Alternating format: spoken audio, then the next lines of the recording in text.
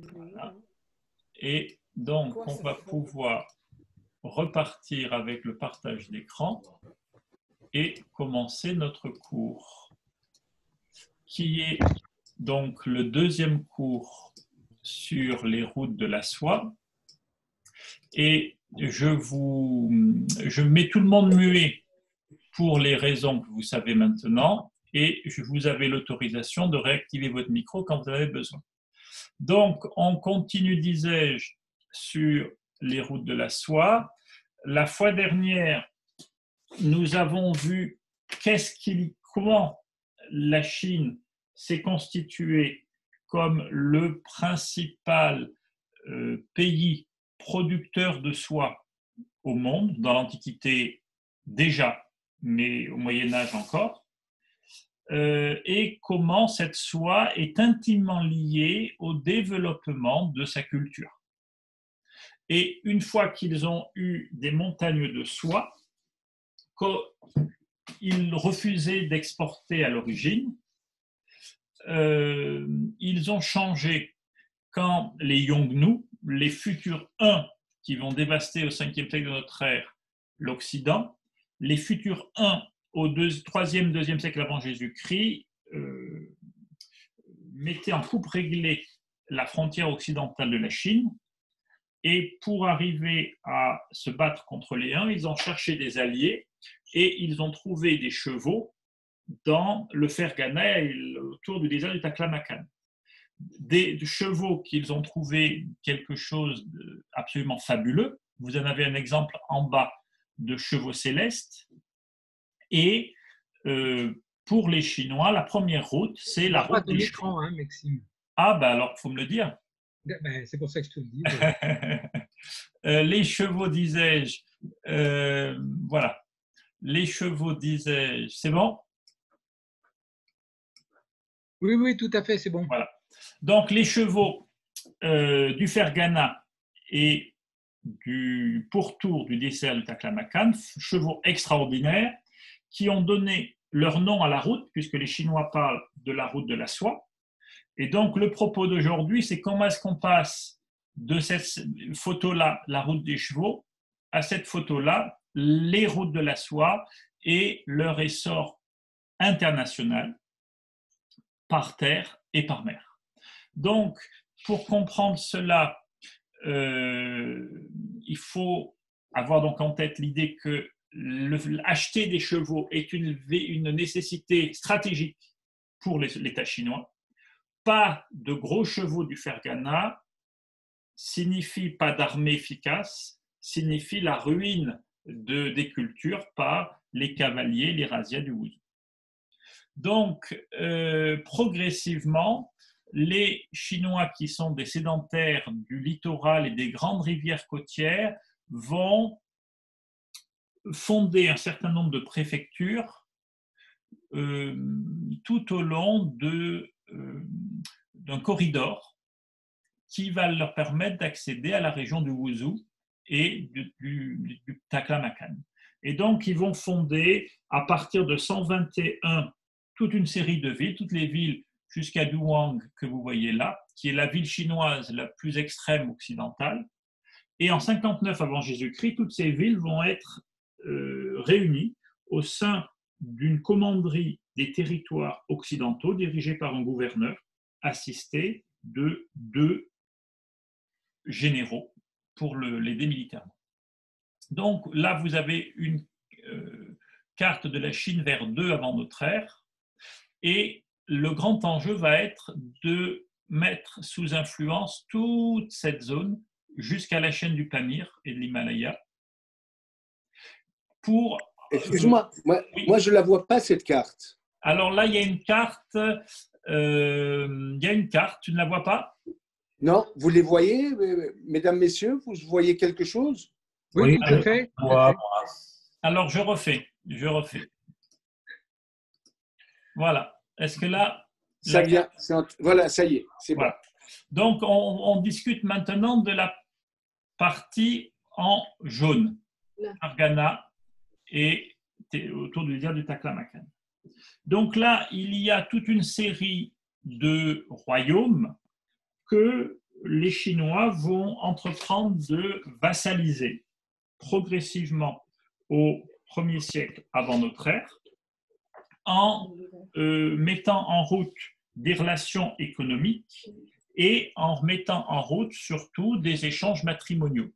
Et donc, toute la partie jaune devient non pas véritablement une province chinoise, mais un dominium dans le cours du 1er siècle avant notre ère. Et l'immense problème, c'est de passer le Pamir. Parce que là, vous voyez, depuis Dunhuang en bas, vous avez toutes les routes jaunes qui contournent le désert du Taklamakan. Vous avez d'autres routes qui vont jusqu'au lac d'Isékeul qui ne sont pas figurées ici. Et la grande barrière naturelle, ce sont les monts du Pamir, puisque vous avez des cols à 4500 et des montagnes qui vont jusqu'à 6000 mètres. Et donc, la grande difficulté est, si on le souhaite, de franchir ces cols. Mais la question est, est-ce que, quand on est l'empereur chinois, il y a un intérêt à aller aussi loin? Et une des grandes questions que vont se poser les empereurs chinois dans le courant du 1er siècle avant notre ère, c'est vers l'ouest, quelle puissance? Il y a les 4 premiers qui sont les petits États autour du Taklamakan, qui vont changer, qui sont plus ou moins dominés. Ça, c'est du menu frottin, on va dire. Ensuite, il y a tout le Wuzhou, toute la zone semi-nomade et où il y a les plus beaux chevaux, qu'il a effectivement un lieu important avec lequel il faut avoir des relations. Et au-delà, quand on contourne le Pamir ou quand on le traverse, dans toute cette zone-là, l'ancienne Bactriane, il y a ce que l'on va appeler les Kushan, les Yuiche des sources chinoises, qui vont progressivement devenir un vaste royaume, puis un empire, avec lesquels, évidemment, il faut avoir des relations. Donc, il y a quand même, d'un point de vue chinois, au-delà des dernières villes chinoises, des États, il y a une certaine consistance avec lesquels le Fils du ciel peut avoir des relations.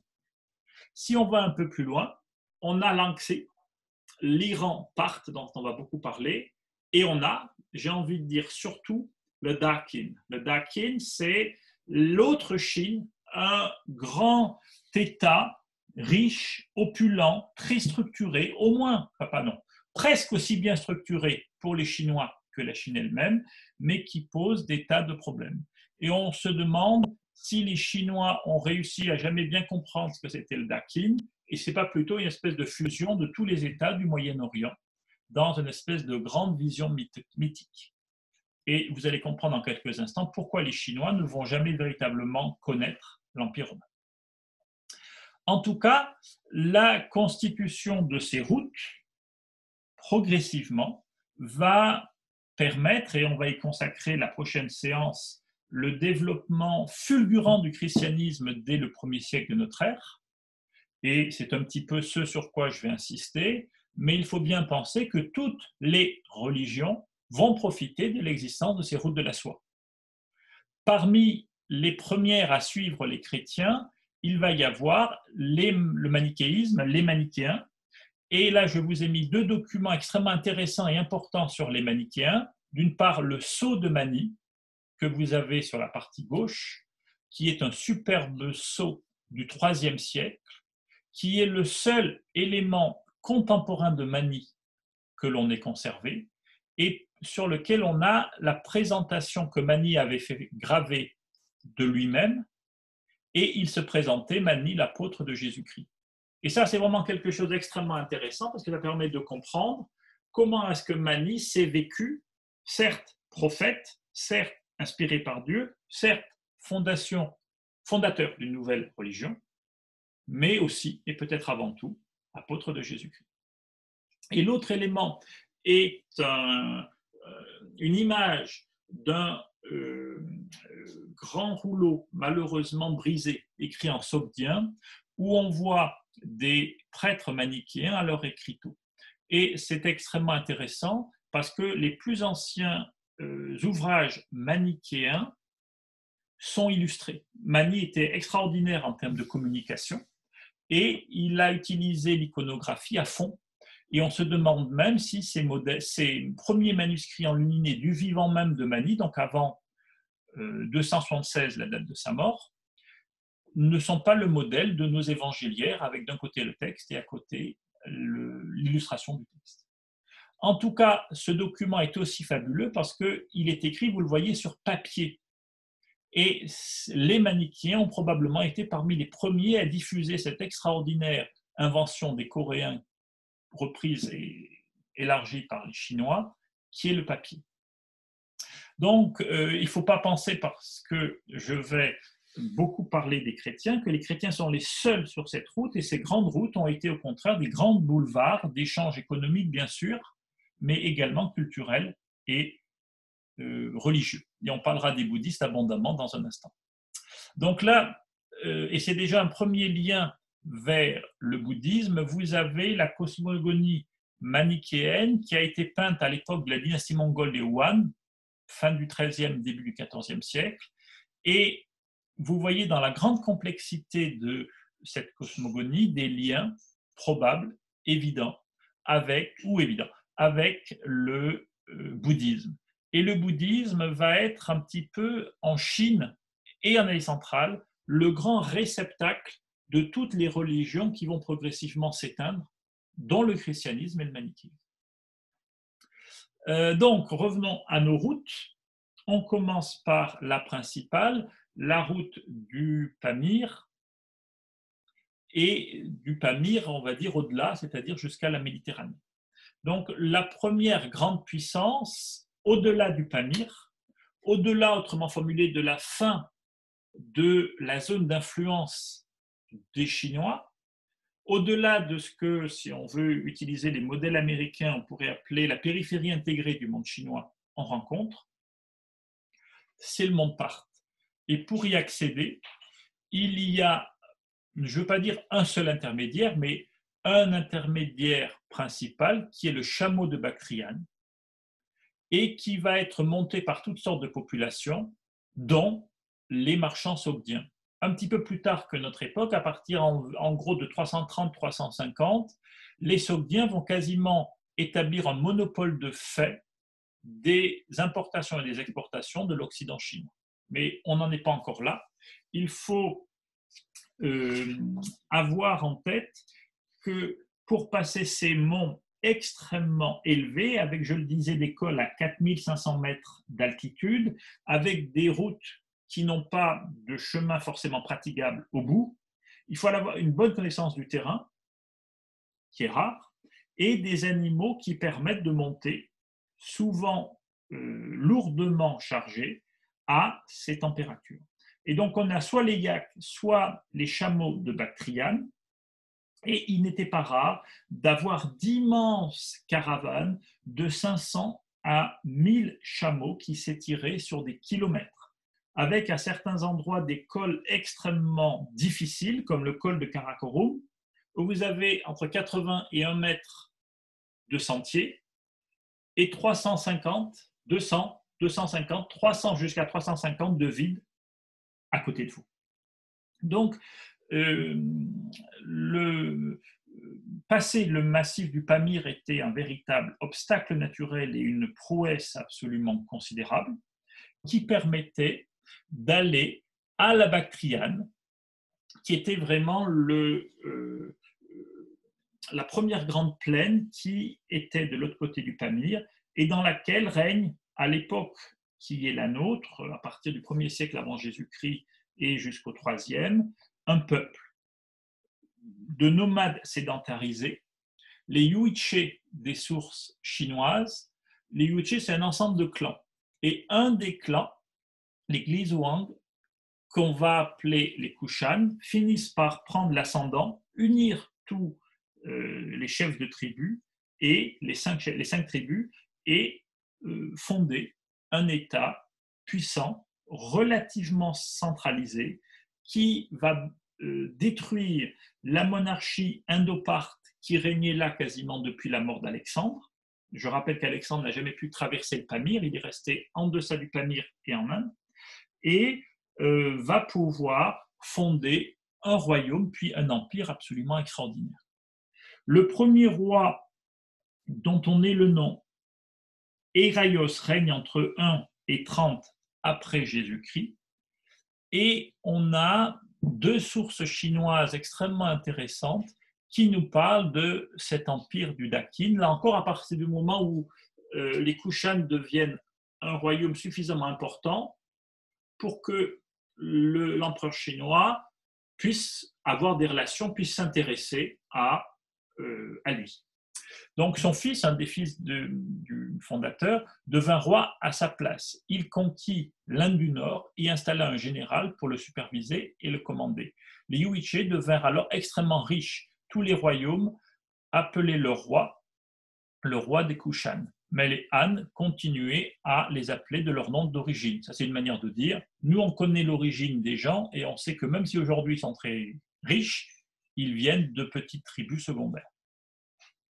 Vers l'ouest, l'Inde du Nord communique avec le Dakin. Donc, quand on connaît un petit peu la frontière de l'Empire romain, on se rend bien compte qu'il y a des petites étapes entre les deux.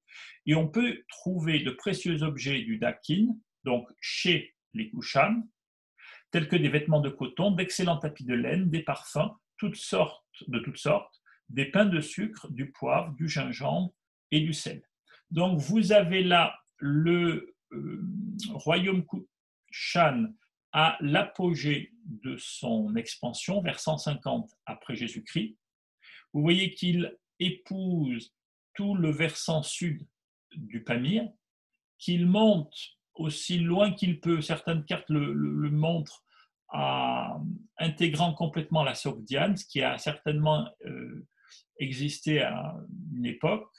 Ensuite, on voit Bactre, les grandes villes de l'époque d'Alexandre, de l'époque indo-bactrienne, Bactre, Bergame, Taxila, et jusqu'à la vallée du Gange. Donc c'est un immense, en partant bien sûr de la vallée de l'Indus. Donc c'est un immense empire qui a dominé l'Inde du Nord, qui a fait reculer la puissance Sparte et qui s'est énormément enrichi par le commerce.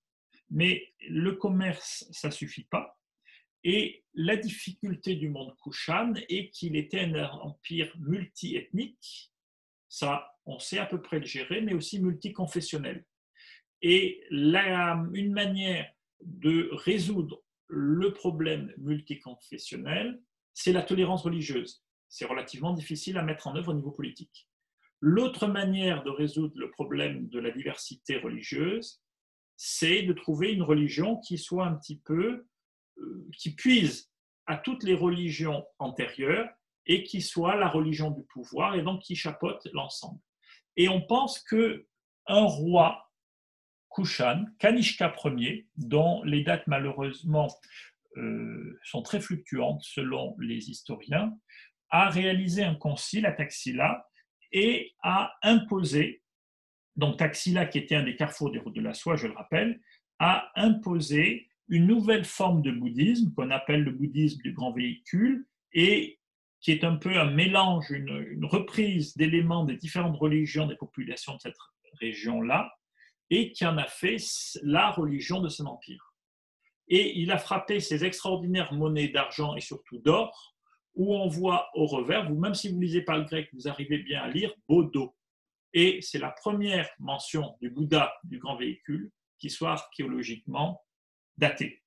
Malheureusement, ça se balade sur 50 ans, donc ça c'est un autre problème. En tout cas, les Kushan et Kanishka, voilà.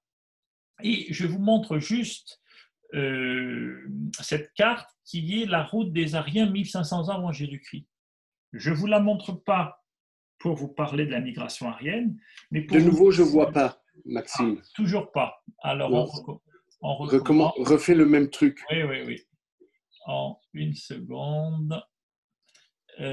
Donc, je disais, voilà, et voilà. Et voilà. C'est bon? Oui, c'est bon. Voilà. Merci. Donc là, vous voyez l'hypothèse la plus probable de migration des futurs Indiens de quelque part du foyer des Indo-Européens jusqu'en Inde. Et vous voyez que c'est exactement la même route que la conquête des Kushan. C'est-à-dire qu'en gros, si vous voulez aller d'Asie centrale vers le sous-continent indien, vous avez en tout et pour tout un passage qui vous permet de pénétrer ce continent indien. Sinon, cette partie-là est tellement bien protégée d'un côté par l'Himalaya, de l'autre par l'Hindu-Kush, que c'est quasiment une forteresse imprenable. Donc, l'Inde du Sud, sur laquelle on reviendra, est pour sa partie septentrionale entre les mains de ce puissant empire, qui, comme tous les empires, essaye de ramener à lui les flux commerciaux, et particulièrement les flux de soie chinoise, et a comme grand ennemi l'autre grand empire de la partie centrale de l'Asie, le monde Parthe. Et le monde Parthe a eu comme politique constante d'établir des relations avec la Chine. Le premier à les avoir établies est un personnage extrêmement important de l'histoire parthe, Mithridate II, 123-88 avant Jésus-Christ, dont vous avez une des drachmes en haut. Et ce personnage est important dans l'histoire du Moyen-Orient, puisque en 121 avant Jésus-Christ, il fait une grande bataille contre le roi d'Arménie de l'époque, et il fait prisonnier un jeune prince qui va rester près de 20 ans otage à sa cour, et qui va devenir, quelques années plus tard, le plus grand souverain de sa dynastie, le futur Tigrane II. Donc ça, on y reviendra tout à l'heure. Mais Mithridate II a été un très grand souverain, et il a bien compris l'importance essentielle que l'Iran parthe pourrait tirer de relations régulières avec la Chine. Dès les années 110 avant Jésus-Christ, il envoie un premier ambassadeur à l'empereur chinois et on voit des relations se mettre progressivement en place. À tel point que l'histoire officielle des Han a un passage extrêmement bien documenté sur l'Anxi. Anxi, c'est deux idéogrammes chinois que l'on croit être issus du nom de la dynastie régnante chez les Parthes, les Arsacides. Arsacides, Anxi. Et donc, Anxi est situé à plusieurs milliers de li à l'ouest de la région du Ganrouiché, donc en gros du mont du Pamir, du nom du Pamir. Les gens sont installés sur leurs terres, cultivent des champs, faisaient pousser du blé et du riz. Et donc, si vous voulez, des gens qui sont des sédentaires, qui connaissent certes le blé, mais surtout le riz, vu à travers les yeux des lettrés chinois, c'est des gens bien sous tout rapport. Les gens, ils fabriquent aussi du vin avec des raisins. Ils sont dans des villes entourées de remparts, comme les gens du Ferghana. La région compte plusieurs centaines de villes de taille variée. Deuxième point très important, comme nous, comme les Chinois, ils ont plusieurs centaines de villes, donc c'est un État quand même important. Grande originalité aux yeux des lettrés chinois, les pièces du pays sont faites d'argent et portent le visage du roi, comme Mithridate que vous avez sous les yeux. Quand le roi meurt, la monnaie est immédiatement changée et de nouvelles pièces sont frappées avec le visage du successeur. Donc ça, c'est quelque chose de tout à fait original parce que, comme pour les Grecs, les Romains, les Parthes avaient des monnaies qui avaient une valeur fiduciaire. Ça avait la valeur de l'argent, ça avait la valeur de l'or, ça avait la valeur du bronze ou du cuivre. Alors que les Chinois, pendant toute l'histoire de leur culture, ont très peu développé la monnaie, et la monnaie était des petits ronds de laiton, et ce qui donnait la valeur, c'est ce qui avait aux yeux des Chinois le plus d'importance, c'est le monogramme impérial. Et donc, effectivement, ce fonctionnement-là de la monnaie est quelque chose de complètement nouveau pour les lettrés chinois. Les gens écrivent sur des bandes de cuir horizontales, donc ça, c'est doublement intéressant. Ils n'écrivent pas de haut en bas comme les Chinois, et ils écrivent sur des bandes de cuir ou plutôt de parchemin sur lesquelles je reviendrai la prochaine fois. Et après, il y a d'autres précisions géographiques sur lesquelles je passe. Donc, c'est un grand empire et avec lequel on va avoir des échanges. Quand l'envoyé de la dynastie Han visita pour la première fois, vers 110 avant notre ère, le royaume d'Anxi, les Parthes, le roi d'Anxi disposait d'un détachement de 20 000 cavaliers pour l'accueillir à la frontière est de son royaume. Quand les envoyés de Han se remettaient en route pour la Chine, le roi d'Anxi envoyait un détachement de son propre chef pour les accompagner. L'empereur était ravi. Donc évidemment, on met en place des relations de ce qu'on pourrait appeler aujourd'hui le plus haut niveau diplomatique possible. Et c'est les proches du roi des rois qui vont accueillir les envoyés du Fils du ciel. L'intensité maintenant de ces ambassades est absolument étonnante. La plus grande de ces ambassades dans les États étrangers comptait plusieurs centaines de personnes. Et même la plus petite comptait plus de 100 personnes. 100 personnes dans l'esprit chinois, c'est le seuil de l'importance. Vous êtes moins de 100, c'est du menu fretin. Vous êtes 100 ou plus, vous êtes quelqu'un d'important. Au cours d'une année, entre 5 et 10, voire 10 ambassades étaient envoyées. Donc ça, c'était probablement pas vrai chaque année, mais ça montrait l'intensité des relations entre l'Iran et la Chine. Et vous comprenez bien que parmi ces dizaines, voire ces centaines de personnes, il y avait de la place pour des négociants, il y avait de la place pour des marchands, et aussi, probablement, à certains moments du moins, pour des missionnaires, quelle que soit la religion.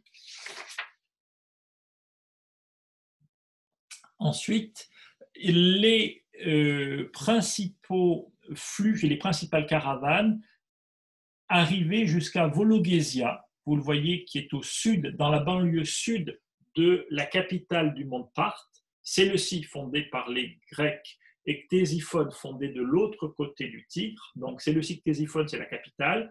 Et on avait construit au sud, donc on ne sait pas très bien où, parce que vous le voyez, le cours du Tigre a beaucoup évolué parce qu'on est dans une plaine limoneuse.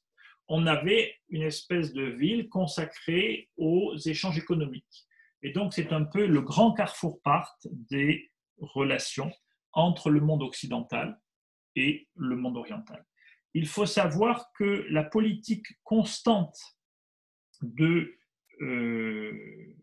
monde Parthe est d'essayer, dans la mesure du possible, d'être le seul intermédiaire entre les deux extrêmes de l'Eurasie. Parce que si vous êtes le seul intermédiaire, tous les droits de péage sont pour vous.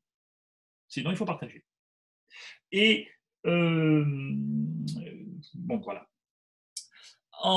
Ensuite, on arrivait vers le monde occidental et à chaque entrée dans l'Empire romain, on avait, comme ici à Palmyre, un tarif douanier. Et le tarif de Palmyre gravé le 8 avril, enfin pas gravé, figé, accepté le 8 avril 137 de notre ère, est le seul qui nous soit parvenu dans sa quasi-totalité, avec une version en grec et une version en araméen. Et donc, on reparlera tout à l'heure des droits de douane sur les marchandises venant d'Orient que recevaient les différentes villes au nom du fisc romain, et vous verrez dans un instant que ça s'est levé à des sommes absolument considérables. Donc maintenant qu'on est arrivé au seuil de l'Empire romain, ensuite vous prenez, une fois que vous êtes sur le littoral, un navire dans un des ports, Antioche ou Jérusalem, on y reviendra, ou Tyr, et après vous êtes dans l'Empire romain, tout se passe bien. L'autre grande route que l'on va discuter maintenant, c'est la route des steppes. Donc la route des steppes a comme idée toujours la même. Il faut contourner le plus possible les Yongnu. Donc quand on est au Ferghana, on est déjà loin, mais on n'est jamais assez loin. De l'autre, à partir du moment où les Kushan, vous les voyez en gris, ont conquis la Sogdiane, il faut encore essayer de passer au-dessus pour ne pas payer trop de droits de péage aux souverains Kushan. Et donc en 97 avant notre ère, le général chinois Ban Xiao, avec une forte armée de 70 000 hommes, part du Ferghana et atteint, donc je reviens en arrière, part du Ferghana et atteint la mer d'Aral. De la mer d'Aral, il contourne soit par le nord, soit en descendant comme ça la zone désertique qui est ici, et après il peut traverser, parce qu'il y avait des petits bateaux qui faisaient l'aller-retour, soit il allait par l'Iran part, soit il faisait le tour par le nord de la mer Caspienne. Et il faut savoir, je le rappelle en tout cas, que la mer Caspienne, selon les périodes de son histoire, a beaucoup réduit parce que la partie sud, là où il y a marqué mer Caspienne, est très profonde. Par contre, la moitié nord de la mer est beaucoup moins profonde. Et il y a des moments où un gros tiers de la mer Caspienne, toute la partie nord était asséchée et on passait quasiment à sec au niveau de Bakou, un petit peu plus haut que Bakou, l'actuel Bakou, la presqu'île d'Absheron. Donc, cette route était une route extrêmement intéressante parce que là, vous avez sur cette carte le relief et vous voyez que si au sud, vous avez les monts du Pamir et de l'Himalaya, donc je rappelle, des montagnes à plus de 4000 mètres, 5000 mètres d'altitude pour ce qui est des cols et plus encore pour les sommets.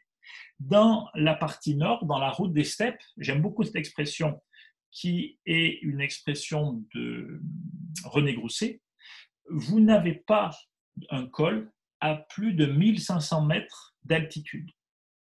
Mais c'est une route extrêmement spécifique. Parce qu'en été, vous avez des marées avec des moustiques, des mouches absolument terribles qui peuvent vous détruire et vous décimer une caravane en quelques heures. Mais en hiver, vous avez, à partir des premières gelées, vous avez une immensité de neige et de glace et les cours d'eau deviennent autant de routes tout à fait praticables. Et donc, on a un certain nombre de récits qui nous parlent de la manière dont il fallait circuler sur la route des steppes et d'un certain nombre de précautions qu'il fallait prendre. Il ne fallait pas partir trop tard dans la saison, sinon on était au moment des fontes, et vous allez le voir dans un instant, ça pouvait avoir des conséquences terribles, et on ne pouvait pas partir, on a des textes qui nous le disent très clairement, si la caravane n'avait pas assez de chats. Parce qu'il y avait dans toutes ces zones des oasis qui étaient peuplées de milliers de chats voraces qui en une nuit pouvaient avaler les provisions et détruire les harnachements de toute une caravane, la condamnant irrémédiablement à une mort certaine. Et donc, il fallait avoir des chats, suffisamment de chats pour pouvoir lutter contre ces rats voraces.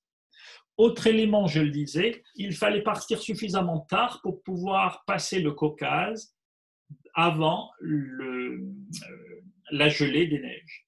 Et on a ce texte de Strabon, qui ne connaît pas les sources chinoises dont je viens de vous parler, et qui nous explique que dans les provinces les plus septentrionales de l'Arménie, il tombe une énorme quantité de neige par suite apparemment du voisinage de la chaîne du Caucase, de l'Ibérie et de la Colchide. Et il n'est pas rare, à ce que l'on assure, que des caravanes entières soient surprises dans les cols ou défilés des montagnes par de véritables avalanches de neige sous lesquelles elles demeurent ensevelies. Seulement, en prévision de ce danger, tous les voyageurs ont soin, dit-on, de se munir de longs bâtons qu'ils n'auraient, en cas d'accident, qu'à hausser au niveau des couches supérieures de la neige pour donner accès à l'air respirable et pour avertir ceux qui viendraient après eux de les secourir. Et si vous avez eu l'occasion d'aller dans les vitrines chinoises du musée Guimet, vous avez dû observer qu'il y a plein de petites poteries de l'époque Han de caravanes comme ça, et que la caractéristique, c'est que le premier ou les premiers personnages ont tous un très très long bâton qui fait 2 fois au moins la taille d'un être humain, justement pour prévenir ces cas d'avalanche. En tout cas, Strabon nous met en avant un des grands problèmes de la route septentrionale qui est la fonte de neige. Mais ça devait être une route extrêmement utilisée, puisque un autre passage de Strabon nous dit qu'un peuple du Caucase, qui était maître à peu de choses près de la plus grande partie de la côte habitée par les Caspiens, ce qui leur permet d'importer à dos de chameau des marchandises venues d'Inde et de Babylone, qu'ils reprenaient des Arméniens et des Mèdes, monopole qui les avait tellement enrichis qu'ils portaient tous de l'or sur leurs vêtements. Et donc, si vous voulez, ça c'est un texte extrêmement intéressant parce qu'on voit que le commerce aux alentours de notre ère, des marchandises qu'on appellerait aujourd'hui du grand commerce, générait des revenus absolument colossaux. Donc là, on descend un tout petit peu. Et je vous ai dit qu'en 97, quand ce général chinois arrive au nord de la Caspienne, il se trouve que vient de prendre le pouvoir en Arménie un grand monarque qui prend le pouvoir à 40 ans après avoir passé une grande partie de sa vie comme otage à la cour des Parthes, et il a pu voir que à chaque succession, il y a une lutte fratricide entre les différents prétendants au trône, et sa politique étrangère va être d'essayer de réduire au maximum l'influence parthe au Moyen-Orient et de trouver les moyens d'élargir la sienne propre. Et donc, il va très rapidement conquérir la Commagène, l'Osroène, la Diabène, l'Atropène entre 93 et 88 avant Jésus-Christ. Et quand meurt en 88 le souverain dont je vous ai montré la photo, Mithridate, enfin la monnaie, Mithridate II, il prend le titre le titre le plus honorifique au Moyen-Orient, le titre de roi des rois, qu'il va garder jusqu'à sa mort en 55 avant Jésus-Christ. Mais peu nous importe pour l'instant sa mort et ses titres, ce qu'il faut reconnaître, c'est que par sa politique d'expansion importante, tant vous le voyez dans le Caucase, en vassalisant l'Ibérie et l'Albanie et le littoral de la Caspienne, qu'en étant invité vers 80, dans la décennie 80, la date n'est pas complètement précise, par les dernières cités de Syrie à régner sur eux, donc à recevoir sans verser le sang Antioche et toute la Syrie séleucide, l'Arménie va dominer tous les territoires de la mer Méditerranée à la mer Caspienne. Et Tigrane est connu comme un grand diplomate, un grand chef de guerre, mais il a aussi une vision économique extrêmement intéressante. Je n'insiste pas sur l'aspect numismatique, ça serait à développer longuement, mais on a un texte de Pline qui nous explique qu'il avait fait venir de leur pays, donc du sud du royaume de Nabathène que vous voyez sur la carte, les Arabes nomades pour les installer dans son voisinage et faire du commerce par leur intermédiaire. Et là, on a un texte absolument essentiel parce que Tigrane a voulu utiliser les caravaniers arabes pour faire autre chose que le commerce nord-sud qu'il faisait depuis une époque multiséculaire, où en gros, de la région d'Antioche et Mèse, ils allaient jusqu'à la mer Rouge et jusqu'au sud de la péninsule arabique pour utiliser leurs compétences et faire un commerce est-ouest d'Antioche le plus loin possible vers l'Orient. Et c'est lui qui a installé les premières tribus arabes jusqu'au pied du mont Taurus, où ils seront encore présents au moment de la conquête musulmane dans le premier tiers du 7e siècle. Donc, une utilisation de toutes les ressources du Moyen-Orient pour organiser ce commerce transcontinental. Et parmi l'héritage arménien, il y avait un autre élément extrêmement important. Je vous ai dit longuement la fois dernière que les autorités chinoises étaient très sensibles à la soie, très sensibles aux chevaux, et qu'ils avaient un besoin de chevaux et surtout de gros chevaux style percheron pour lutter contre les tribus nomades qui venaient piller leur territoire. Et il se trouve que l'Arménie, depuis l'époque achéménide, au moins, et très probablement depuis l'époque ourartéenne, est un centre d'élevage des chevaux de toute première importance, puisque là, on voit que la délégation arménienne à Persépolis à l'époque de Darius Ier, 520 avant Jésus-Christ, amène un cheval comme quelque chose de spécifique, comme une des plus belles productions de cette région pour l'offrir au roi des rois. Et donc, dès l'époque achéménide, et probablement même ourartéenne, les Arméniens ont un savoir-faire hippiatrique de toute première importance. Nous avons là l'aboutissement de ce savoir-faire qui est le cataphractaire. Le cataphractaire, c'est le char d'assaut de l'Antiquité. C'est ces immenses chevaux qui pouvaient supporter un harnachement et une cotte de maille de plusieurs dizaines de kilos, et au-dessus d'eux, un grand gaillard avec lui-même une cotte de maille et toutes ses armes. C'est-à-dire qu'il pouvait supporter jusqu'à 150, 130, 150 kilos. Et la charge des cataphractaires dans l'Antiquité est quasiment impossible à arrêter autrement que par la pierre. Et donc, les cataphractaires vont devenir la grande caractéristique de l'armée durant l'Antiquité, y compris pendant les guerres contre les Romains. Là, voilà, non, alors j'ai pas mis le texte, c'est pas grave. Voilà. Donc, l'autre élément très important et qui permet d'avoir des chevaux de cette qualité-là, c'est la luzerne. Et la luzerne est est cultivée dans toute la partie sud de la Koura et de l'Arax et dans l'Atropatène, l'ancienne Médie. Et le nom même de la luzerne, c'est la médiquée, l'herbe de Médie. Et on peut raisonnablement penser que le mot que les Chinois utilisent, muzu, est un dérivé par le Ferghana de la luzerne du Moyen-Orient. En tout cas, il y a là, dès le 7e siècle avant Jésus-Christ, des preuves d'un savoir-faire hippiatrique de toute première valeur, qui était un autre élément que les Arméniens ont pu monnayer contre le savoir-faire lié à la soie. J'y reviendrai dans un instant.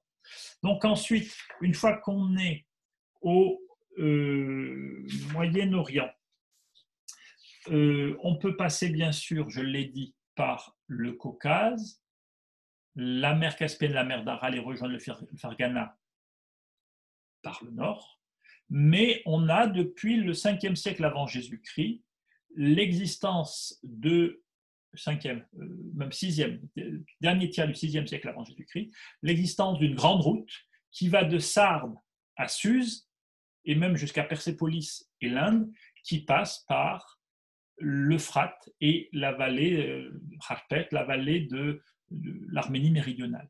Et donc, par cette route, les Arméniens étaient directement connectés à la fois au monde méditerranéen d'un côté et au monde indo-iranien de l'autre. Et cette connexion n'est pas théorique, puisque le géographe Strabon nous explique que depuis Mazaka, dans le sud de l'Arménie, la route se dirige vers l'Euphrate et par la petite ville d'Ernaé gagne la localité de la Sophène appelée Tomisa. Ayant parcouru jusque-là un nouveau trajet de 1400 stats, oui. Quant à la dernière partie de la route, laquelle forme le prolongement direct des précédents tronçons et ne s'arrête quand même. Et donc, quelque part, le sud de l'Arménie est directement connecté par la route royale au sous-continent indien. Et donc, vous comprenez qu'il peut y avoir, au moins d'un point de vue théorique, des relations régulières. Par le nord, direct quasiment avec la Chine, par le sud, aussi direct que possible, avec l'Inde.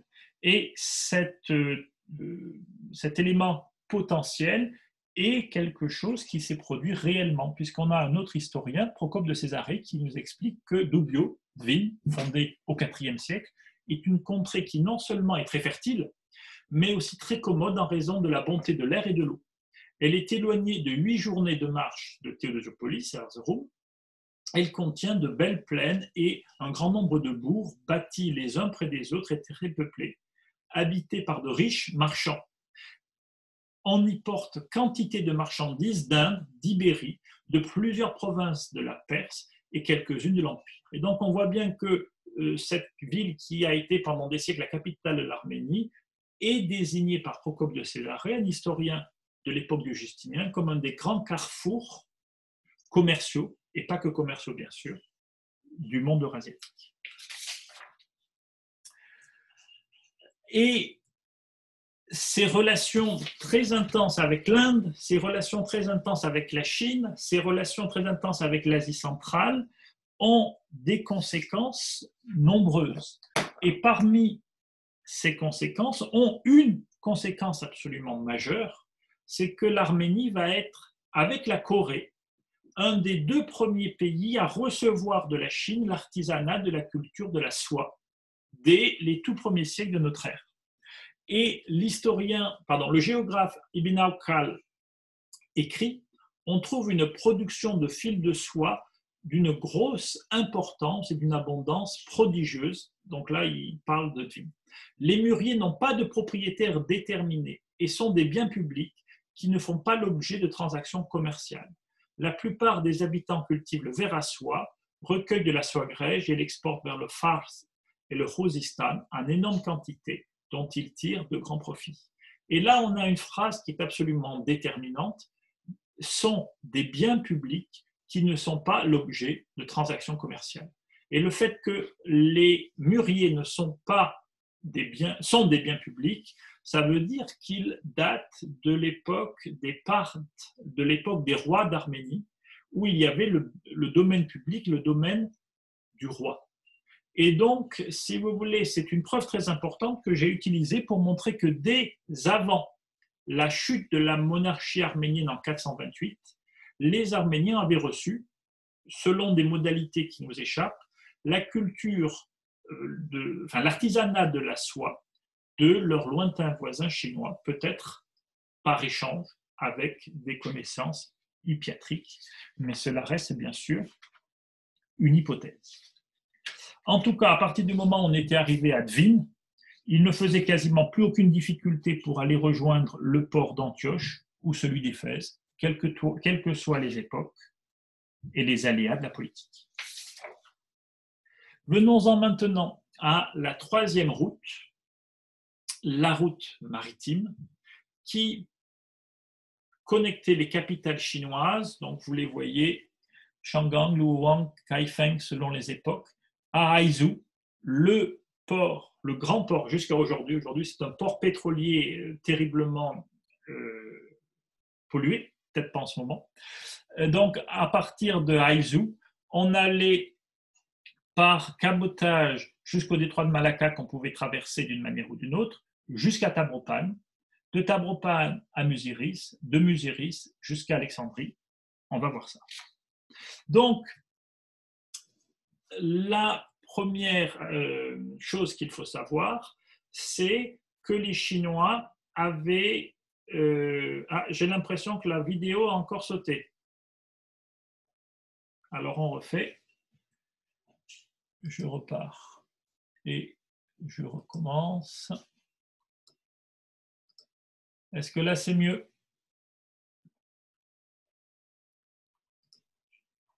Est-ce que là c'est mieux? Pour moi, ça allait déjà. Ok, parfait. Donc je disais, la première chose qu'il faut savoir, c'est que les autorités chinoises, bien sûr, contrôlaient la mer Jaune et la mer de Chine méridionale. Et j'ouvre une toute petite parenthèse géopolitique. Toutes les tensions actuelles sur la mer de Chine méridionale viennent du fait que cette zone était la périphérie intégrée du monde chinois à l'époque Han. Je ferme la parenthèse pour rester dans l'Antiquité. Et donc, il passait par la péninsule de Malacca jusqu'à Taprobane. Et Taprobane était normalement le point extrême de la navigation chinoise dans l'océan Indien. Ils n'allaient pas au-delà. Et généralement, ils essayaient de se libérer, de vendre leurs marchandises, leurs cargaisons à Taprobane.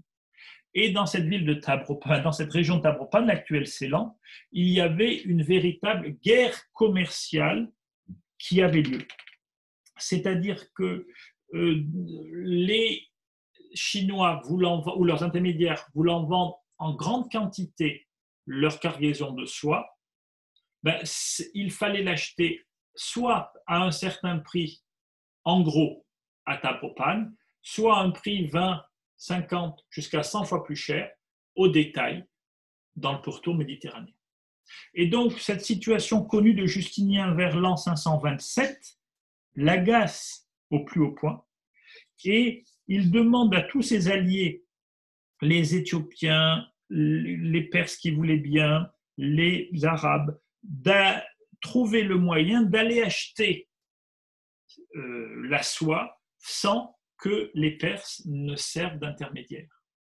Et il convoque deux rois à Constantinople, leur explique un petit peu de quoi ils retournent, et ces deux princes agréèrent les propositions de Justinien et promirent de faire ce qu'ils désiraient. Mais ni l'un ni l'autre ne tinrent parole. Il était impossible que les Éthiopiens achetassent la soie des Indiens parce que les marchands de la Perse se trouvaient dans tous les ports, enlevaient les marchandises. Pour ce qui est des Homérides, donc les Arabes, il leur semblait que c'était une entreprise fort périlleuse que de travailler un pays d'une vaste étendue, destitué d'habitants, pour aller combattre une nation fort belliqueuse. Là, on parle des Perses. Abraham promit souvent à Justinien de faire irruption dans la Perse, mais il ne se mit qu'une seule fois en chemin et s'en retourna fort promptement. Voilà le succès qu'eurent les ambassades, etc. Et donc, si vous voulez, derrière cette volonté de Justinien, il y a la volonté de casser ce qui était devenu à l'époque un monopole des Sassanides, mais qui devait déjà être quelque chose comme de l'ordre du monopole, en tout cas très important pour les Parthes, c'est-à-dire d'acheter à Tabropan les cargaisons de soie chinoise. Et ça, c'est quelque chose d'absolument décisif, parce que curieusement, Tabropan va être un lieu où on va avoir un évêque assez tôt et une grande quantité de chrétiens, pratiquement jusqu'à l'an 1000. Tabropan est aussi le parallèle occidental, le point le plus à l'Orient, qui était fréquenté par les Parthes. Ça, je le savais de manière indirecte, mais il n'y a pas de texte écrit, parce que les musulmans, je crois l'avoir déjà dit, quand ils prennent le Ctésiphon en 451, ils font deux choses. La première chose qu'ils font, c'est qu'ils détruisent toute la famille royale. La deuxième chose qu'ils font, c'est que pendant pendant 4 semaines, ils brûlent toutes les archives du monde parthe et sassanide. Donc, il n'y a quasiment plus aucun texte. Mais il y a des choses qui n'ont pas été détruites. Ce sont les céramiques. Et il y a une femme, dont je vous ai mis la référence sur le côté, qui a fait un travail absolument extraordinaire, qui a passé 15 ans à compter les amalgames de céramique dans tous les sites de l'océan Indien. Et dans 39 sites de l'océan Indien, plus ou moins éloignés du littoral, on a de la céramique parthe et sassanide. Et ça, c'est quelque chose qui est absolument majeur, parce que cette carte nous montre tous les lieux qui étaient fréquentés par des marchands parthes puis sassanides. Et on a une liste là beaucoup plus fine que ce que l'on connaît par ailleurs. Et cela est d'extrême importance, parce qu'à partir du 1er siècle, tous ces ports régulièrement fréquentés par des Iraniens, par des Mésopotamiens, par des gens parlant araméen, ont pu être fréquentés par des chrétiens. Nous y reviendrons. Ensuite, les échanges avec le monde occidental commencent.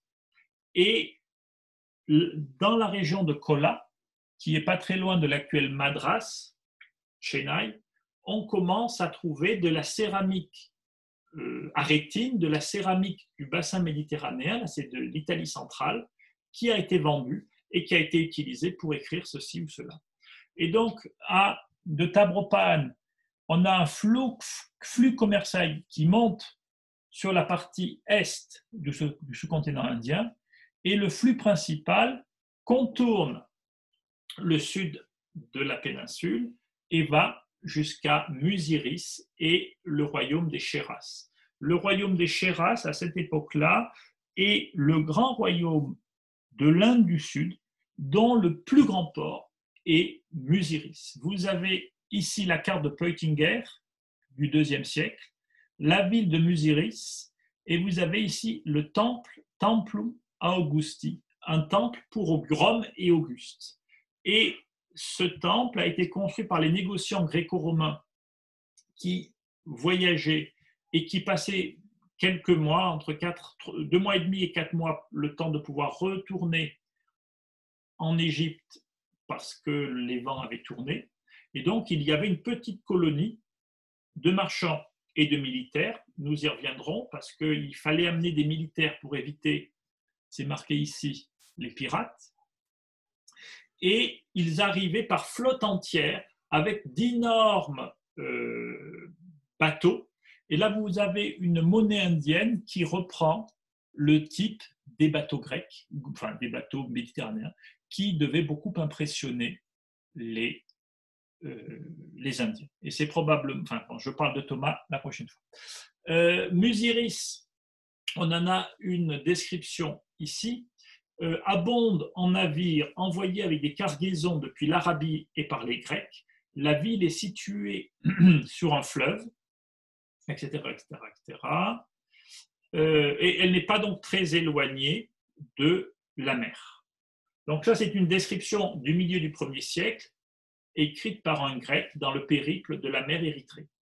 Et on a une description par un Indien dans un vaste corpus littéraire dont je vous extrais cette phrase: quand la ville où les bons vaisseaux, chefs-d'œuvre provenant des Yavanas, brassant la blanche écume du fleuve, viennent avec de l'or et repartent avec du poivre, quand cette Musiris regorgeant de prospérité fut assiégée avec les fracas de la guerre. Donc on va laisser de côté la guerre, mais on voit là le grand rythme commercial. Les Yavanas, c'est-à-dire les Occidentaux, qu'ils soient perses ou qu'ils soient grecs, égyptiens, romains, c'est des Yavanas pour les Indiens. Les Occidentaux viennent payer en or les productions et notamment les épices et le poivre du sud de l'Inde. Et jusqu'à présent, un des produits les plus exportés au Kerala, ça reste le poivre noir. Donc, Musiris, plaque tournante du commerce dans l'océan Indien, est très probablement le lieu où débarque Thomas vers 52 de notre ère. On verra ça la fois prochaine. Ensuite, on a l'île de Socotra, qui est une île au large de l'Afrique et de l'Arabie, qui est l'île dans laquelle les marins attendaient les vents de la mousson pour pouvoir partir. Et cette île est une île absolument essentielle, parce que soit depuis Musiris, les bateaux remontaient et allaient jusqu'en partie et au sud de la Mésopotamie, soit ils venaient et traversaient à travers l'océan et arrivaient à Musiris et repartaient à Socotra et repartaient de Socotra. Et chaque année, des dizaines et dizaines de bateaux attendaient sur l'île les vents favorables. Et on a découvert en 2004 une grotte dont vous avez là l'entrée, qui a été éboulée au fil du temps, mais qui était une grotte dans laquelle les marins qui attendaient parfois pendant 2 mois et demi les vents favorables, faisaient des petits graffitos. Et dans cette grotte, on a trouvé 200 graffitos qui nous permettent de connaître un peu toute la diversité culturelle et linguistique des marins qui attendaient ici de s'en aller vers l'Inde. Ensuite, quand on continue, on arrivait à Béréniké, ici, où à un des ports de la côte. Et donc là, on arrive dans le domaine de l'Égypte, qui est, à la suite d'Alexandre, dirigé par ses successeurs, les Ptolémées, puis, à partir d'Auguste, par les Romains. Et à l'époque des Ptolémées, l'Égypte avait un revenu de 1250 talents, c'est absolument considérable, mais avait, au point de vue commerce de ses relations avec l'Inde, des relations relativement limitées.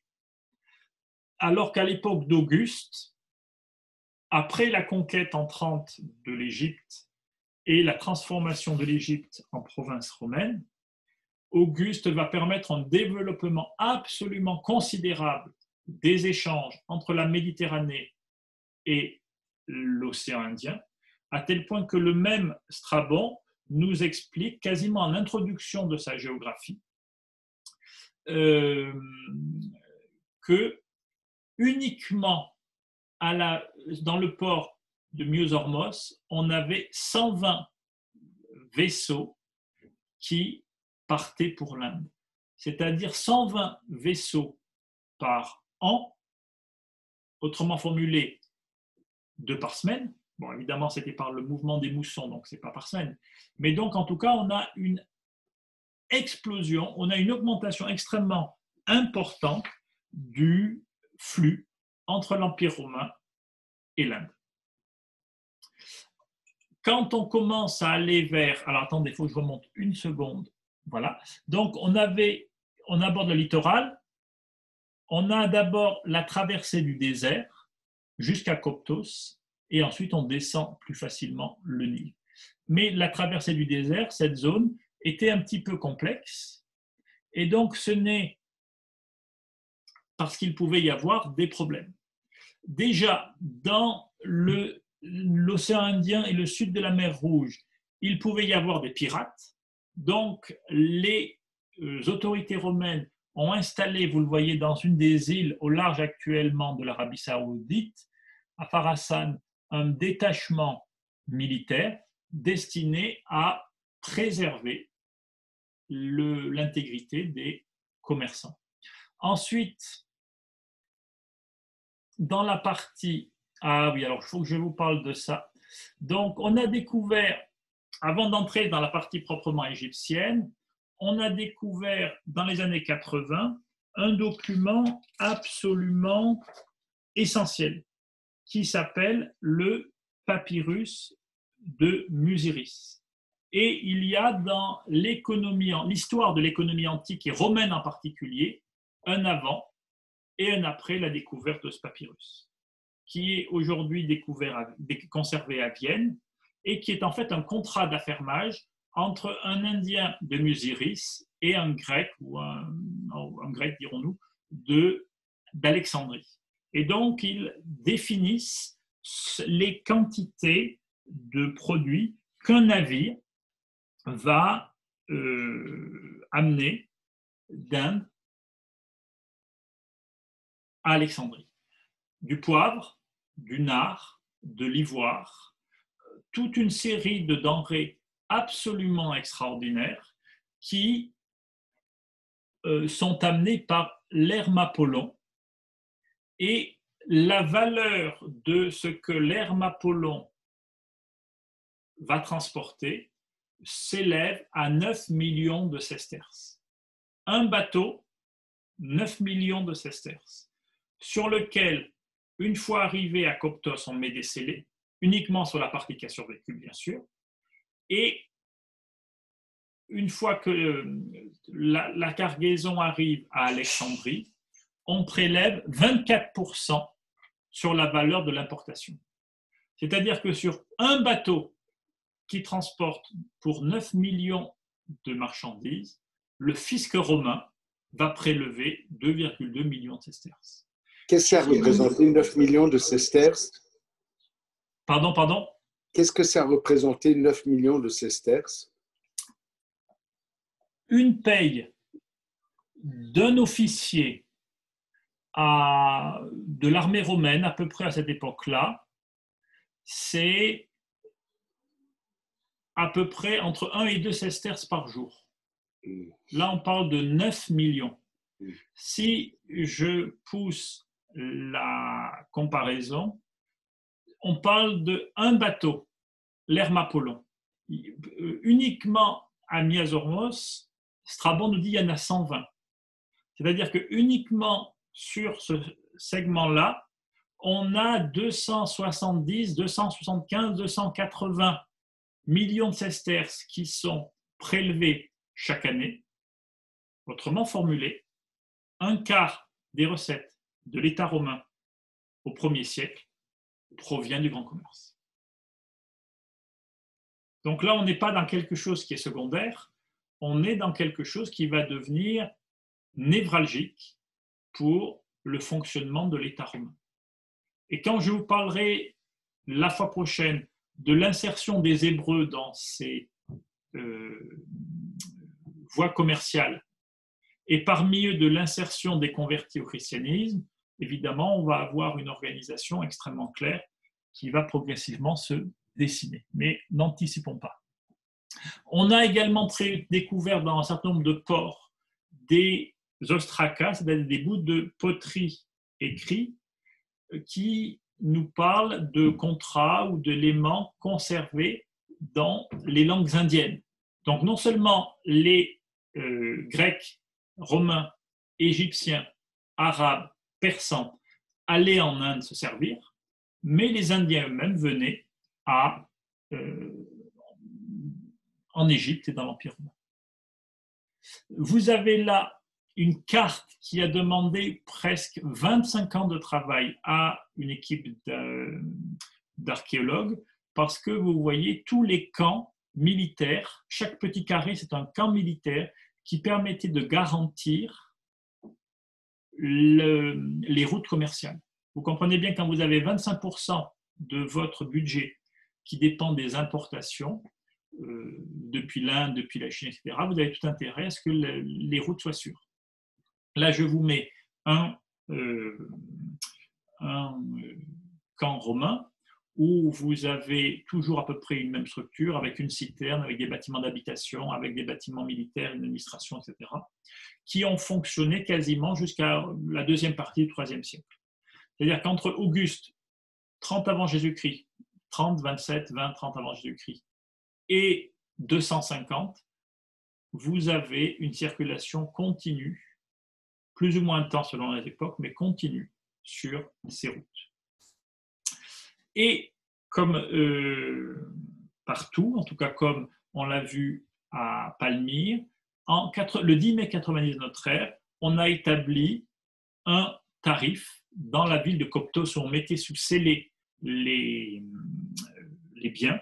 On a établi un tarif pour les personnes qui convoyaient les biens. Je ne m'y étends pas, mais c'est un document extrêmement précieux. Et ensuite, on allait bien sûr jusqu'à Alexandrie. Et donc, il ne faut pas s'étonner qu'à Alexandrie, dans un des premiers romans grecs de Xénophon d'Éphèse, les Éphésiaques, on voit un roi indien, Psamis, venu à Alexandrie pour y traiter quelques affaires.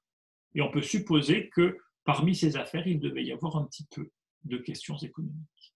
En tout cas, il rentre avec une longue caravane de chameaux, d'ânes et de chevaux chargés de bagages, transportant en abondance or, argent et vêtements. Et donc là, vous avez, qu'on soit dans un texte littéraire n'y change pas grand-chose, vous avez la description classique des caravanes qui devaient circuler entre Alexandrie, Coptos, entre Coptos et les ports de la côte. On continue. Là, je vous ai mis un document dont je vous reparlerai la fois prochaine, qui est le papyrus d'Oxyrhynque, numéro 413, qui est un papyrus du IIe siècle et que l'on peut, donc a été écrit en grec en Égypte, mais qui nous donne des renseignements absolument essentiels sur l'Église chrétienne qui existait en Inde du Sud, si ce n'est à Muziris, à l'époque de Trajan, c'est-à-dire dans la première partie du IIe siècle de notre ère. Et ce qui est extrêmement intéressant, c'est que là, vous aviez un roman, et là, vous avez un mime. Et l'histoire du mime qui était racontée dans la ville d'Oxyrhynque, donc dans le cours du IIe siècle, reprend, de manière parodique bien sûr, l'histoire de la communauté chrétienne de la ville de Musiris, dont le chef, Basileos, le roi, s'appelle Apiskopos. Et on le rapproche évidemment du grec épiscopos, l'évêque. On a également trouvé d'autres éléments de factures indiennes dans les fouilles de Memphis. Là, vous voyez un curieux personnage qui ressemble un peu à un Bouddha du Tibet, sauf qu'il est beaucoup plus ancien. Et l'aboutissement de ce grand processus, c'est à Pompéi qu'il faut le chercher. En 79, avant notre ère, la ville de Pompéi et Herculanum, comme vous le savez, sont ensevelis sous des millions de tonnes de cendres. Et depuis le XVIIIe siècle, on a découvert toutes sortes de choses en fouillant ces sites archéologiques. Et dans les années 30, on a découvert cette statue en ivoire dont les habits sont tellement limités que la statue a été cachée dans la partie secrète de la réserve pendant plusieurs années, mais qui est en tout cas une statuette d'une déesse indienne. Et donc, à Pompéi, avant 79 de notre ère, il y avait une colonie indienne qui vivait selon ses traditions, qui avait amené ses déités, etc., etc. Donc, peu m'importe de savoir si elle était venue par la Mésopotamie et l'Inde du Nord ou par Alexandrie et l'Inde du Sud, mais il y avait à quelques dizaines de kilomètres de Rome un foyer actif de relations avec l'Inde. Donc, vous comprenez bien qu'il y a là une infrastructure absolument extraordinaire qui a été constituée à l'époque d'Auguste et qui, pendant tous les premiers et deuxième siècles, était à l'apogée de son développement et de son fonctionnement. Je vous mets en conclusion une des plus belles représentations de ces bateaux qui viennent de l'île de Socotra et qui nous montre un de ces fameux 120 bateaux qui faisaient la navette entre l'Empire romain et l'Égypte en s'aidant des vents de la mousson. Voilà. Quelle heure est-il? Oh, je suis un tout petit peu en retard, mais si vous avez des questions, évidemment, je peux essayer d'y répondre. Je vous active tous et si vous avez des questions, elles sont les bienvenues. Ah, merci Sylvie pour la conversion en euros. Je suis un petit peu dubitatif sur le montant, mais ça donne une ordre de grandeur. C'est une très grosse somme. Voilà. Et l'estimation du budget de l'État romain au 1er siècle, c'est 1000 millions de sesterces. Le budget complet de l'État romain pour une année, c'est entre 800 et 1100 millions de sesterces. Donc, un quart du budget de l'État romain provient du grand commerce au milieu.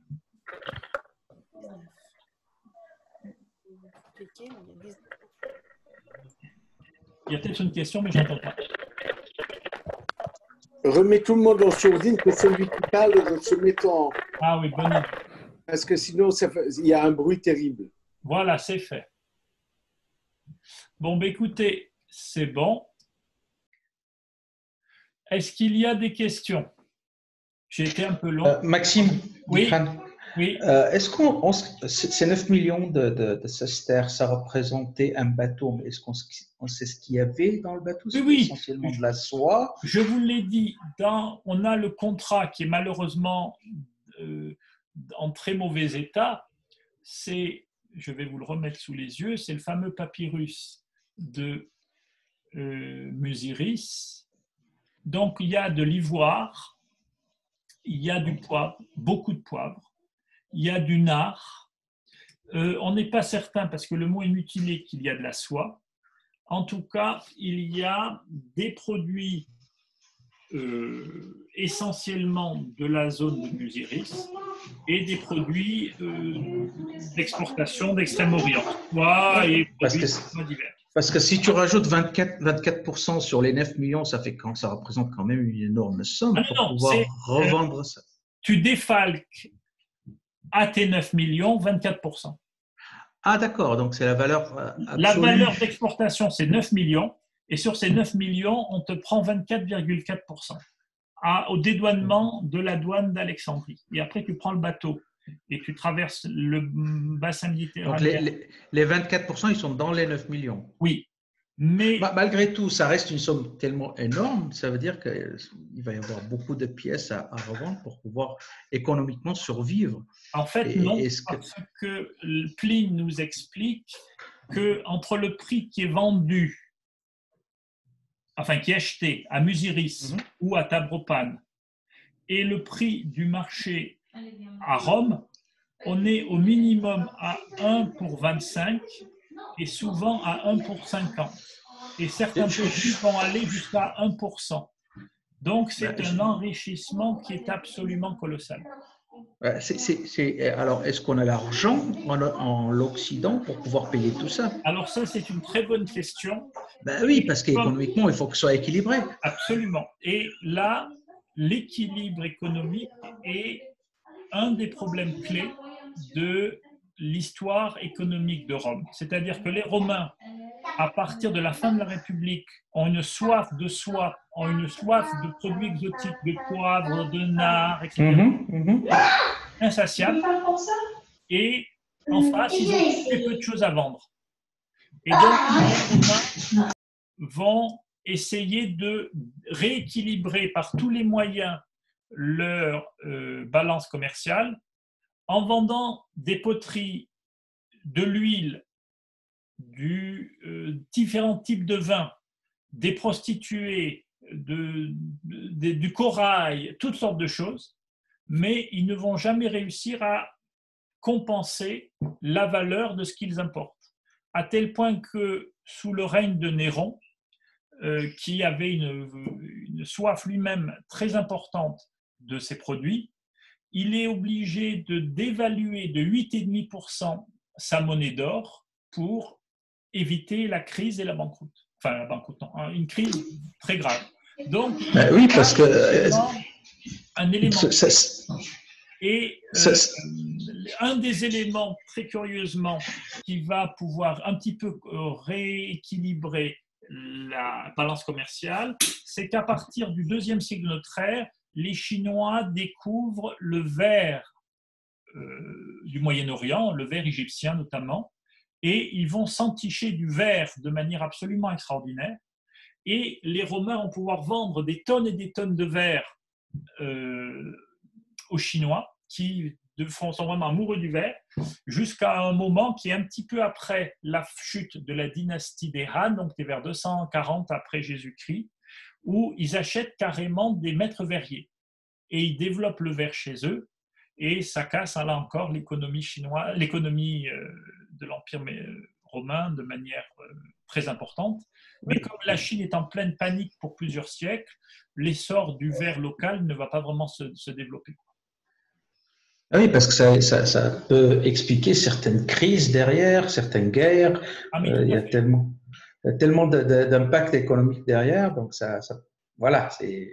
Tout à fait. En fait, on peut faire la chaîne de causalité suivante. Auguste crée l'armée romaine, ce qui n'existait pas jusqu'à présent parce que les Romains étaient des soldats paysans. Donc, avec Auguste, on arrête ça. Il estime que l'armée est quelque chose de trop important pour laisser entre la main de civils, même bien formés.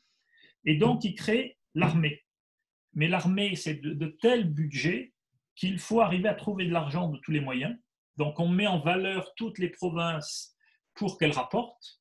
Mais la plupart des provinces d'Occident, par exemple la Gaule, l'Afrique du Nord, etc., coûtent plus qu'elles ne rapportent. Et donc, il faut faire valoir ce grand commerce qui, vraisemblablement, selon les années, représentait entre 20 et 30% des finances de Rome. Donc, ça avait effectivement un rôle absolument névralgique. Et qui expliquerait les 24% de taxes. Voilà. Et ça explique pourquoi est-ce que ces routes de la soie étaient utilisées, entretenues structurée de manière extrêmement fine par le pouvoir romain. Et donc, ça explique que n'importe quel apôtre, n'importe quel disciple, n'importe quel missionnaire, de peu importe sa religion d'ailleurs, a, au 1er siècle, un réseau de communication comme le monde n'en a jamais connu jusqu'alors. Et ça va jouer un rôle absolument déterminant dans la diffusion de la religion sur laquelle je vais parler plus particulièrement, qui est le christianisme. Mais ces routes-là vont également jouer un rôle absolument déterminant dans la diffusion du manichéisme. Et il ne faut pas oublier que le manichéisme, enfin Mani, le premier endroit où il va prêcher, c'est l'Arménie. Et quand on regarde un peu son itinéraire, et qu'on met des points sur tous les points du Moyen-Orient qu'il a visités, il suit tout simplement les routes commerciales de son temps. Est-ce qu'il y a d'autres questions? Bonjour Maxime. Bonjour, bonjour. J'avais beaucoup d'enfants. Oui, je voulais te poser une question par rapport à Dvin, dont tu as parlé à un moment donné. Oui. La capitale de l'Arménie et un endroit important sur la route de la soie.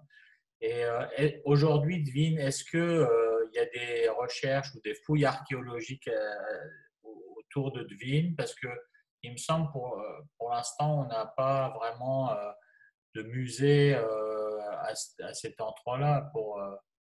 Non, Dvin a été usé jusqu'à la corde par les musulmans. Les musulmans s'installent à Dvin ça doit être 643. Ils commencent très tôt au 7e siècle. Ça devient la capitale de l'Arménie musulmane qui comprenait l'Arménie, la Géorgie, l'Albanie du Caucase entre, on va dire, 700 et 900. Et les musulmans vont mettre en coupe réglée complètement tout le territoire. Les Seljuks vont arriver au XIe siècle, vont encore en mettre une couche, et malheureusement aujourd'hui de la richesse de Dvin, il ne reste pas un mètre de vestiges archéologiques. Donc ça a été fouillé à l'époque soviétique assez bien, notamment la cathédrale en deux, reconstruite une première fois, puis reconstruite et détruite je vous raconte ça, c'est horrible, mais on est à la période des rameaux. Donc l'Arménie devient en 698 une province musulmane. Et donc en 703, il faut régler avec le nouveau gouverneur comment est-ce qu'on organise cette province. Et la semaine des rameaux, le gouverneur invite tous les responsables à venir discuter. Donc tous les Naharar avec leur famille viennent, et premier jour, très grande fête, deuxième jour on commence, etc. Puis vient le samedi après-midi, puis on dit, voilà, demain c'est la fête des rameaux, on va aller à la messe, quoi. Donc suspension des hostilités, pas de problème. Donc, tous les Naharar vont dans la grande capitale de Dvin, qui était l'église catholico-sale. La liturgie commence, très belle liturgie, formidable, etc. Puis, à un moment donné, on entend des clous. Et toutes les portes de la cathédrale de Dvin, qui est une très grande cathédrale à cette époque-là, sont clouées. Et quand toutes les portes sont clouées, les musulmans mettent le feu à la cathédrale. Et donc, toute la fine fleur de l'aristocratie, femmes et enfants compris, sont brûlés à Dvin, et ça a un petit peu donné le ton de la relation avec les musulmans qui ne s'est pas beaucoup détendue, on va dire, dans les textes, les époques qu'on suivi. Mais on a quand même découvert, quand on a fait les fouilles à Dvin, du verre de très très grande qualité. On a découvert près de Dvin une cloche chinoise qui montre bien les relations qu'il y avait. Donc, on a quand même découvert parmi les éléments archéologiques un certain nombre de choses, peu nombreuses, il est vrai, mais qui corroborent complètement cette vision d'Artaxata d'abord, parce que je ne l'ai pas dit, mais on nous explique bien qu'il faut arriver à Artaxata, donc très tôt au printemps, pour pouvoir vendre ce qu'on a à vendre aux foires de printemps d'Artaxata. Et après Artaxata, c'est Dvin qui prend le relais. Et que peux-tu nous dire sur la pyramide de Dvin? Honnêtement, pas grand-chose parce que j'ai vu à peu près les mêmes choses que toi, mais je ne l'ai pas vu de visu. Donc, c'est difficile de parler de quelque chose qu'on n'a pas étudié pour de vrai. Mais il y aurait certainement encore des fouilles à faire, j'en suis convaincu. Merci. Je t'en prie. Autre chose? Écoute, simplement, merci de nous faire voyager par ce temps de confinement. Écoute, avec joie. Bon, écoutez, si personne n'a davantage de questions, je vous donne donc rendez-vous, non pas la semaine prochaine, mais la semaine d'après, pour voir comment est-ce que ce réseau de communication, qui, vous l'avez compris, est particulièrement efficace au 1er siècle de notre ère, donc on sera le 7 mai, va être mis à profit par les chrétiens pour diffuser leur religion. Bien, je vous souhaite une bonne question. soirée. Oui, pardon. Je ne sais pas si tu m'entends. Oui. J'ai intégré avec un tout petit peu de retard. La première conférence, elle est enregistrée ou pas? Oui, et je peux t'envoyer le lien, mais elle est sur le campus numérique, formation, chaire d'arménologie, formation vidéo, tu vas voir. Et effectivement, c'est celle qui peut t'intéresser le plus, puisque c'est la partie la plus chinoise de ce que je raconterai toutes ces semaines. Les deux m'intéressent puisque je participe de près ou de loin à ce que fait Suzanne et donc ça concerne l'Arménie sérieusement. Oui, bien sûr. Donc, et campus arménologie, campus numérique, ok. Et le début de celle-ci également? Alors, dès que j'éteins, j'envoie, donc ça se numérise et ça va être demain après-demain en ligne. Pareil. Oui, oui. Et la dernière chose, c'est tout ça, toutes ces choses, tu les as publiées, tu as fait des papiers là-dessus? Très bonne question. Alors, je vous mettrai en français la dernière fois pour avoir un ensemble. La version française du texte qui me sert de base là, depuis la semaine dernière. Et je suis en train de réviser, c'est mon petit devoir de vacances pendant le confinement, un ensemble de contributions sur l'Inde dans les routes de la soie que je suis en train de travailler avec des collègues indiens du Kerala. Et donc, on a fait un séminaire international en janvier 18 que j'ai révisé il y a quelques semaines et qui est à paraître à Minnesotapolis le 2 juin et que je peux mettre à votre disposition sur uniquement un zoom sur la relation entre l'Arménie et l'Inde. Et j'ai co-animé un séminaire de recherche en janvier 19 sur l'intégration de l'Inde dans les routes de la soie. Et c'est cet ensemble avec donc une quinzaine de chapitres et une dizaine de collègues français et indiens qui va paraître avant, normalement, si l'Inde est déconfinée comme prévu, avant l'été. Et là encore, je peux mettre, faut pas trop le diffuser parce que c'est un document. Voilà, tant que les livres ne sont pas vendus, c'est un peu délicat, mais bon, vous le garderez pour vous. En tout cas, l'ensemble des contributions où il y a un gros article sur les routes de la soie, donc il reprend tout ce que je vous raconte. Il y a un article sur les Arméniens, les chrétiens arméniens et indiens au moment de la conquête portugaise, la reconnaissance par les catholicoïs arméniens de l'orthodoxie des chrétiens indiens, parce qu'il y a beaucoup qui est remonté jusqu'au patriarche Alan Cherry parce qu'il ne s'attendait pas à ce qu'il y ait des textes aussi précis en Arménie. Et un long texte auquel je ferai longuement allusion la semaine prochaine sur les actes de Thomas et sur la mission que l'on peut reconstituer à partir de ce texte, sur le compagnon de Barthélemy, Thomas, et toute la mission qu'il va faire en Inde et en Chine. Donc voilà, tout ça sera à votre disposition dans des délais tout à fait raisonnables. Ok, merci. Je t'en prie. Bonne soirée à tous et à très bientôt. Merci Maxime. Au revoir.